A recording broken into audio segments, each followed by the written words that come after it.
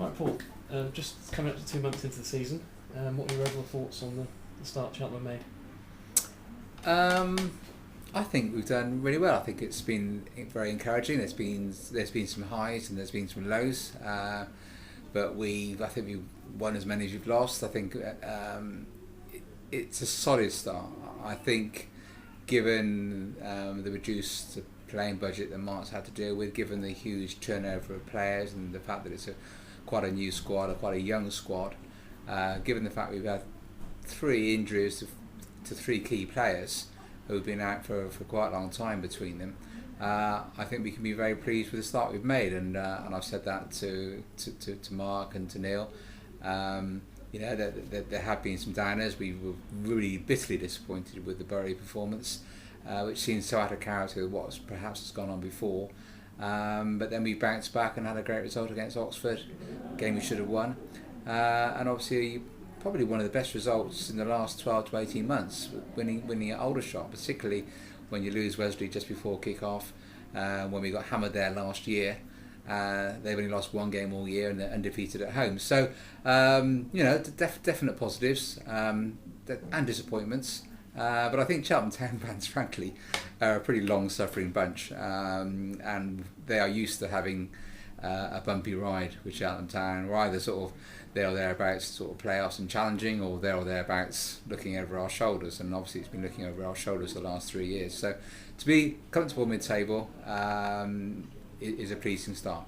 Entertainment value. I mean, the last 3 years in League One, and then one League and League Two, there's been mainly a struggle. But the entertainment value this season, I think, has gone up. The style of play is improved. Is that something you've been pleased with? Yeah, I think sometimes we forget that we are in the entertainment business, and whilst it is a results business without question, and arguably fans would like to see a boring 1-0 rather than a scoring 4-4 draw. Actually, I think that football over the last 2 or 3 years has been pretty desperate at times.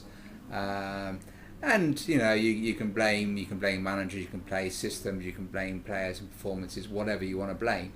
But nevertheless, I think we've been up against it for a long time now, playing a little bit out of our depth in League One, struggling week in, week out, constantly bucking the trend, if you like. But I think some of the football was not great to watch.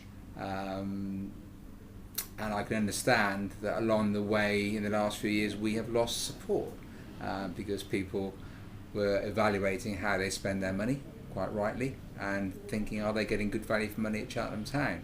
And to be honest, our home record was poor, and that combined with poor football is not a very conducive message to send to people. So, been really pleased that we turned that corner. I think not every game's been exciting. As I said to you before, the Bury game was a disappointment, but I think we're scoring goals. We're one of the highest goal scorers in the league. Conceding goals, and arguably that leads to excitement too. I think Wadham Road is the place to go to see lots of goals at the moment. And I think also, because we've got a very solid and settled squad, I think the fans can start to relate to the players and buy into the players, and certainly people like Wesley Thomas have been on fire since they arrived, and obviously one of the fans' favourites. Scott Brown, he'd have his detractors, and clearly he made a mistake against Oxford, but bounced back and did fantastic at Aldershot. I just think what we need to do, we need to get some more consistency, and I'm sure Mark's well aware of that. We just need to be more consistent. And I think we'll have a decent season. But yeah, entertainment is key. And I think what we've done in terms of the facilities at Wadham Road, I think is second to none now, with the quality of the stadium, the toilets, and obviously we've introduced the bar now into the Interprint, which has been well received, the new programme kiosks. So we're still trying to do our bit to improve facilities, to make it a more fun day for fans. You mentioned the League One fighting above your weight. Everyone knew the budget was going to be among the smallest in League One. How do you think it compares to the other clubs in League Two? Whereabouts on the scale? It's probably one of the smallest in League Two, John. I make it my business. We try and, when we visit clubs and speak to wage directors and chairmen, we try and have an upfront exchange of views. How's things? How's season ticket sales? How's your pricing? And because we can learn from each other. I'm not competing with Aldershot in terms of attendances. They get their fans from Aldershot, we get ours from Cheltenham. So let's be upfront and open. Let's help each other out. And when we have chairman's conferences, this is what it's all about. It's about exchange of information, because we can learn from other clubs, and other clubs can learn from us too. So we do try and sort of get a feel for what other clubs' budgets are, and I would say we're probably going to be towards it's certainly in the bottom half of wage bills. I'm staggered actually at some of the wage bills that are being paid by clubs with smaller gates than us, and it's either being funded by a private benefactor, which is fine as long as that can continue, or they've got some big debts. I mean, Torquay, I think, have lost £600,000 last year, and a similar amount the year before.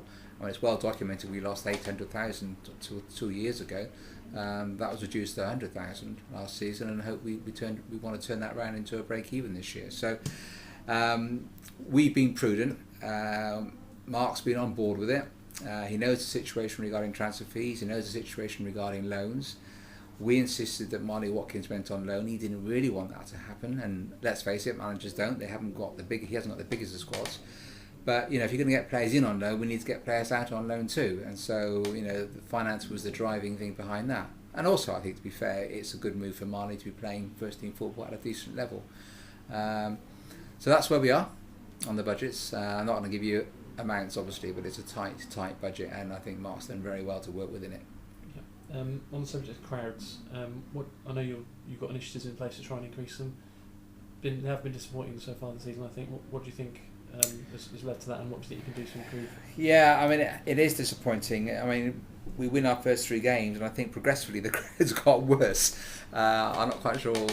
So does that mean we should start losing and crowds will come back? I don't know, because I think we've actually played some decent football in the first 3 games. Stevenage was a bit not so exciting perhaps, but I think Crewe was an exciting game, and to come back against Burton towards the end. So I'm not sure it's about the quality of the football or the entertainment value. I'm sure it's not about the quality of our facilities.